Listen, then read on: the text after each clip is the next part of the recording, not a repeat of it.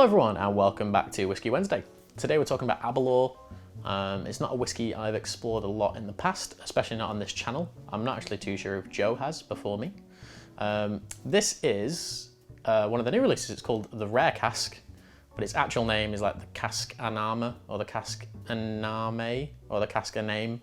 I don't really know how it's pronounced, but it just means Rare Cask in Scottish.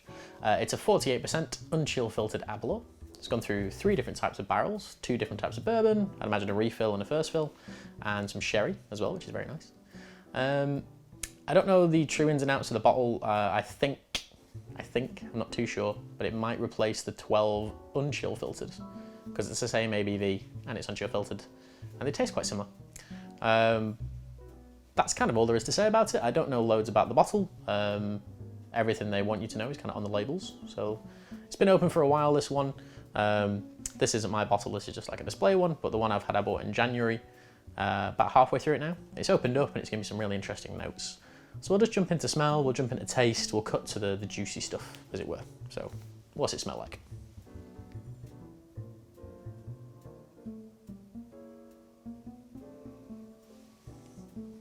Great nose, classic Speyside.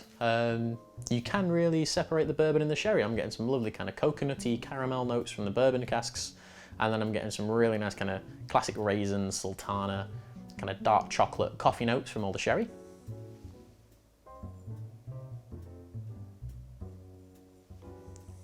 It's a little bit spiky on the nose, like you get a little bit of the ABV. It's not the most gentle thing to put your nose into, but I don't mind that. I kind of like a little bit of aggressiveness when it comes to a whiskey. Some other notes in there like lemon, some kind of fresh citruses, citrus peels and citrus juices. Tiny bit of spirits, little bit of new make spirit, not enough to put you off, but like just a little bit in the background. And I think that kind of is accompanied with the extra ABV it has as well. Let's taste it. That's where the money is, right?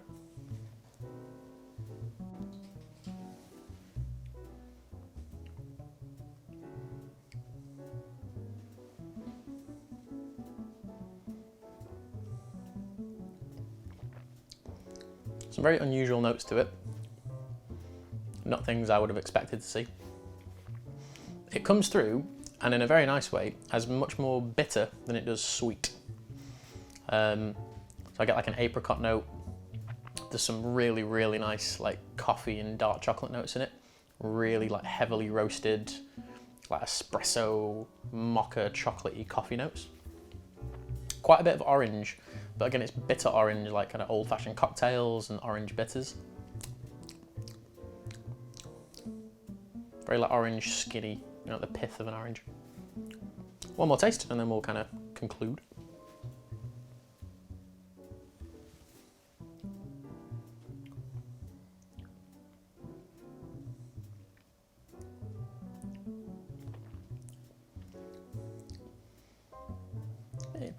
When I first opened the bottle, it was a lot sweeter. It had more of that kind of big sweet orange note, more milk chocolate than dark chocolate. But I think as it's been open, I began to prefer the profile more as it leans into that bitter side, because you can always get sweet sherry casks, that's not uncommon in any way. But I like this kind of culinary, savoury bitterness to it. I think it's much more interesting than just a generically sweet sherry cask whiskey. So yeah, coffee, chocolate, apricot, orange, old-fashioned cocktails, walnuts. I'm just getting walnuts too, like a nice nuttiness to it as well. I think that is like a solid 7. I think it's a really tasty whiskey. I'll delve a bit deeper to see if it has replaced the 12-year-old. I'll put some feelers out. But that is the Aberlour Rare Cask, or otherwise known as the Cask Annam, or it's in the subtitles, whatever it should be called. A solid 7. Thank you all for watching. This is Whiskey Wednesday. I'm Phil here at the Whiskey Shop. This is The Barrel, and I will see you all next week. Cheers.